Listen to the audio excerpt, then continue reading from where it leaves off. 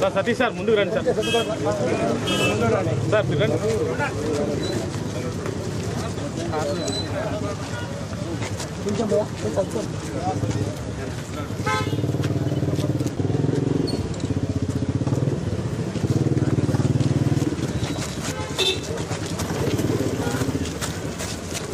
చిన్నప్ప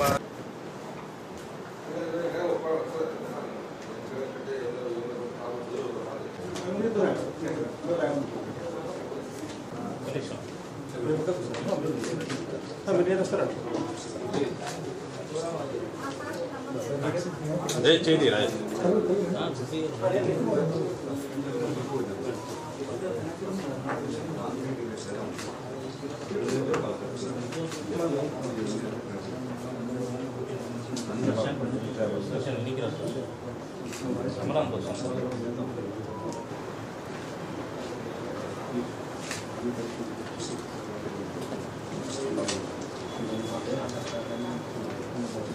okay madam. Pulivendula మరియు Vontimitta ZPTC ఎన్నికలకు సంబంధించిన నోటిఫికేషన్ వెలువడింది. అందులో భాగంగా ఇవాళ పులివెందుల జెడ్పీటీసీ స్థానానికి సంబంధించి వైఎస్ఆర్ కాంగ్రెస్ పార్టీ తరఫున ఎవరైతే గతంలో మహేశ్వర్ రెడ్డి జెడ్పీటీసీ గారు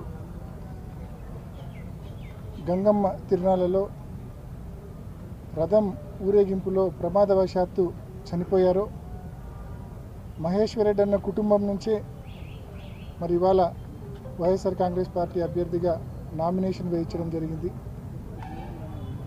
మరి పులివెందుల మండల ప్రజల ఆశీస్సులు ఆ కుటుంబంపై ఉంచవలసిందిగా గొప్ప ఆధిక్యతతో ఆ కుటుంబాన్ని గెలిపించవలసిందిగా పేరు పేరున ప్రతి ఒక్కరిని మనవి చేస్తూ, మహేశ్వర్ రెడ్డి చిన్న వయసులోనే చనిపోయినాడు. అంటే ఇంకా ఎంతో ఆయుష్ ఉన్నింది, ఇంకా ఎంతో మంచి భవిష్యత్తు ఉన్నింది. అటువంటి వ్యక్తి పాపం దూరం కావడము నిజంగా ఆ రోజు మండలం అంతా పూర్తిగా ఆ రోజు బాధ వ్యక్తం చేసింది. ఈరోజు అటువంటి కుటుంబం నుంచి వాళ్ళ కొడుకు హేమంత్ రెడ్డి కేవలం 25 ఏళ్ళ వయసు యంగ్స్టర్.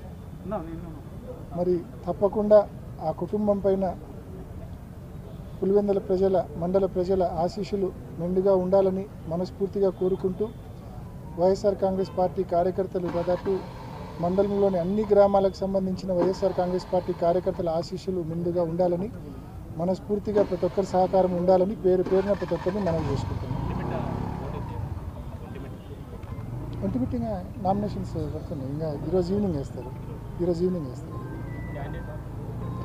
ఇంకా ఇద్దరు అనుకున్నారు. ఫైనల్గా ఒకరితో ఈరోజు ఈవినింగ్ వేపిస్తారు. సుబ్బారెడ్డి అని వేణు అని వీళ్ళు ఇద్దరు పేర్లు అనుకున్నారు. ఈరోజు ఈవినింగ్ వేపిస్తారు. అది ఈవినింగ్ కల్లా 4-5 కల్లా క్లారిటీ వచ్చేస్తుంది. థ్యాంక్ యూ అందరికీ. నా పేరు హేమంత్ రెడ్డి. మా నాన్న తుమ్మల మహేశ్వర్ రెడ్డి జెడ్పీటీసీగా ఉన్నాడు. 2021లో ఎన్నికైనాడు. కొంచెం గంగమ్మ తిరునాళ్ళలో జాతరలో అనుకోని సంఘటన జరిగి చనిపోవడం జరిగింది.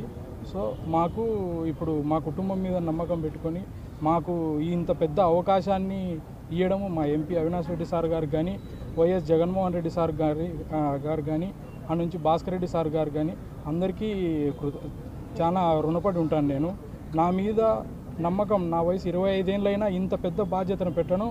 నేను చాలా క్రమశిక్షణతో పనిచేస్తానని పార్టీకి తెలియజేసుకుంటాను. ధన్యవాదాలు.